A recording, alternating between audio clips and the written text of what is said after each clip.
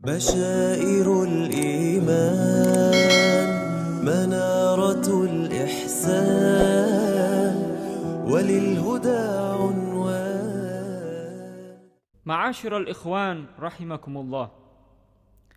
Hendaklah kita ketahui bersama bahwa setiap muslim wajib memelihara keislamannya, menjaga keislamannya dari hal-hal yang membatalkan dan memutuskannya, yaitu riddah.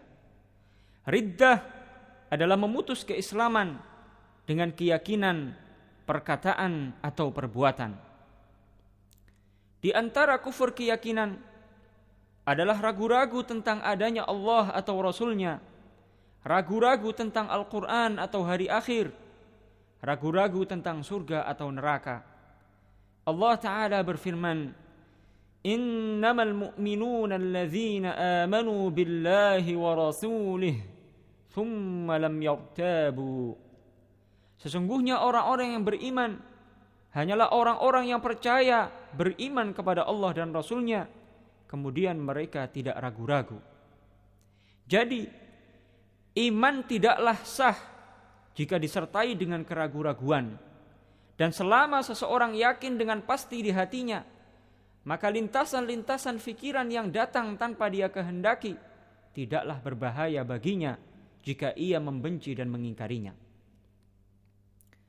Di antara kufur perkataan adalah mencaci maki Allah, mencaci maki seorang nabi, seorang malaikat, atau melecehkan salah satu nama Allah, atau melecehkan seorang nabi, seorang malaikat, atau melecehkan Al-Quran, atau salah satu ayat Al-Quran, atau meremehkan hukum agama, atau seseorang berkata kepada seorang muslim dengan panggilan wahai kafir, wahai Yahudi, atau wahai Nasrani, atau wahai orang yang tidak beragama, dengan maksud bahwa orang yang dia ajak bicara agamanya yaitu Islam dianggap sebagai kekufuran, atau agamanya disamakan dengan agama Yahudi dan Nasrani, atau tidak dianggapnya sebagai agama. Ketika seseorang mengatakan perkataan-perkataan tersebut, baik dalam kondisi serius, marah atau bercanda, maka dia telah keluar dari Islam. Allah Ta'ala berfirman, "Wala in sa'altahum la yaqulunna innama kunna nakhudu wa nal'ab. Qul abillahi wa ayatihi wa rasulihi kuntum tastahzi'un. La ta'tadhiru qad kafartum ba'da imanikum." Dan jika kamu tanyakan kepada mereka, tentulah mereka akan menjawab, sesungguhnya kami hanyalah bersenda gurau dan bermain-main saja. Katakanlah, apakah dengan Allah, ayat-ayatnya dan Rasul-Nya kamu selalu berolok-olok? Tidak usah kamu mencari-cari alasan dan meminta maaf, karena kalian telah kafir sesudah beriman. Jadi, ayat-ayat Al-Quran dan hadis-hadis Nabi SAW sangat tegas menjelaskan bahwa orang yang mengucapkan kata-kata kufur, maka dia telah kafir, baik sedang dalam kondisi bercanda, atau lagi serius, atau sedang marah.